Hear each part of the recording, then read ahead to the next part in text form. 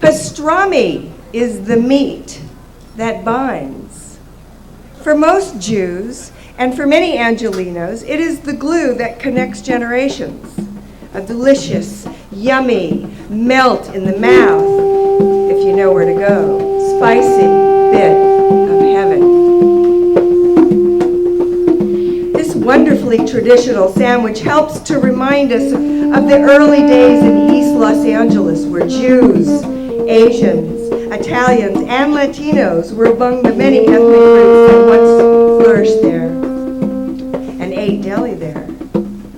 The current optometrist shop at 2223 Cesar Chavez Avenue, formerly Brooklyn Avenue, once housed the original Cantor's Deli, home of the still famous pastrami sandwich, a favorite of my dad's, who grew up on Matthews Street near Johnson's Market in Boyle Heights.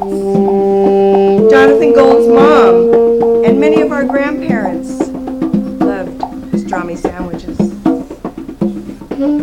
Although Jews from Los Angeles immigrated and migrated to the Fairfax area after World War II, Cantor's with them, pastrami today has become LA's international gastronomy. You can order pastrami at the East Side Italian Market in Chinatown or at Langer's on Alvarado. And now in our beloved Eagle Rock, there's a new deli, the New York famous deli on Colorado, opposite Spitz. Plus I can vouch for their matzo ball soup, it's killer. Like I said, pastrami remains part of LA's ethnic food heritage. So how did all this start? Well, the first record of a Jewish arrival in Los Angeles was in 1841 in the Mexican pueblo de Los Angeles in Alta California. But it was the 1920s and 1930s that was the height of Jewish life in Boyle Heights. Meat and dairy shops, movie theaters, and drugstores all along Brooklyn Avenue. Today, in Boyle Heights, Jewish symbols are still displayed above doorways and walls in many of the older buildings. Mezuzahs, which is a piece of parchment contained in a decorative case inscribed with specific Hebrew verses from the Torah, and ironwork with replicas of Jewish ancestry still exist on many historical buildings, notably the Breed Street Shul, still sustaining after 100 years. Happily, Jewish life in our little Northeast LA neighborhood still exists and thrives, perched like a beacon above Monte Vista Street in Highland Park.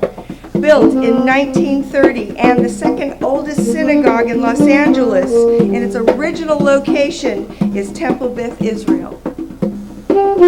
It's basically recently gone through a resurgence and is nestled unassumingly and peacefully amongst our local artists and Hispanic families, senior citizens, and the other religious centers and churches on Monte Vista Street.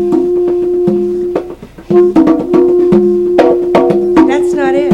According to the Los Angeles Times, the last Jewish resident from the original Jewish living community in Boyle Heights passed away just 2 years ago. But appropriately in this melting pot we call Los Angeles, he was buried in a Jewish cemetery next to his Mexican-American wife at a service attended by his large Mexican-American family.